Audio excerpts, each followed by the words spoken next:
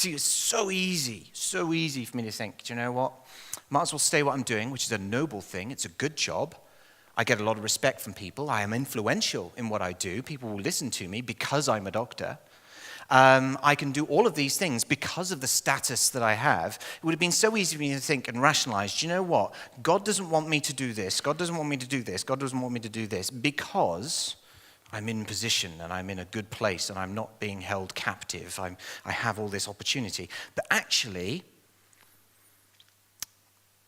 that was holding me captive. You see, when I was getting frustrated about the gospel, the thing that kept me there was because I was a medic and because I couldn't speak out in the way I wanted to, because I would lose my job. And in losing my job, I would lose the don't have to look at the bank account.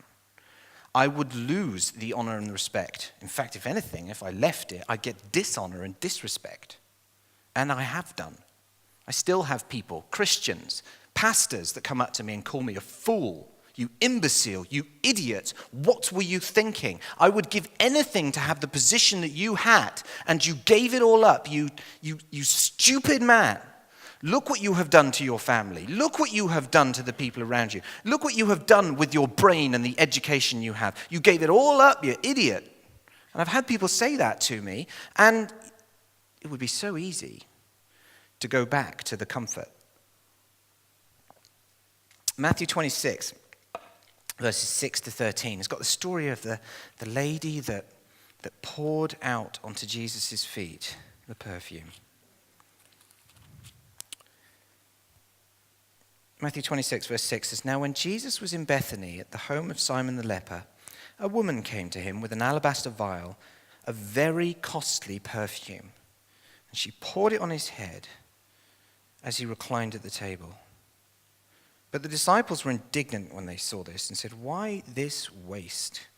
For this perfume might have been sold for a high price and the money given to the poor. Now we read in John that it was Judas that was the one that said this. And John says that Judas did not say this because he was concerned about the poor. Judas said this because he had his hand in the coffers and he was stealing the money. Now, the disciples are right. Surely it would have been better for the money to have been spent on the poor. And even John acknowledges that this was a pretty good reason not to do what they did. Yeah? Pretty good reason not to pour the perfume out on his head. Now we read about, Jesus saying this was a noble thing because she was anointing me for my burial. But it's interesting that the disciples had a point. There was a valid reason why they shouldn't do this. And we would look at it now and think about wasting money by pouring perfume on somebody when we could have sold that and fed 500 people. This is probably a year's wages that's just been poured out on his head. Yeah? This is a lot of money. This is about £24,000 in the equivalent now. Think what we could do with 24,000. Think of all the good work that we could do with 24,000. Why on earth has Jesus allowed this? Why has Jesus called this good? Why on earth is this happening? And we, in our thinking and our reasoning, think to ourselves, well, what about the good that we can do? What about the great things we could do? Now, when somebody comes up to me and tells me, you stupid fool, Gareth, you shouldn't have given up medicine. You shouldn't have gone into preaching the gospel. You shouldn't be standing on a platform right now. You should be out in a hospital somewhere looking after somebody who needs you. They've got a valid point. Perfectly legitimate. In fact, I think they're probably right, in some sense. But my calling is for the gospel. And so while they might be right in man's sense, they aren't right in God's sense. And God doesn't make any sense in this case. Doesn't seem to make a lot of sense. But what's interesting is this. What are the motives behind the things we say with the best of intentions? Let's self-examine. Let's turn the mirror on ourselves. Is it that somebody would come up to me and say, you fool, Gareth, you were so comfortable, you were able to provide your family. Is it because they have struggled and they have fought to provide for their family all their lives and they had wished they had an opportunity like mine?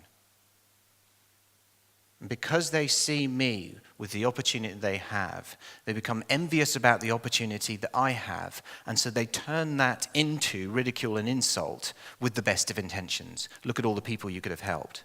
But at the end of the day, their focus is, look how comfortable you are.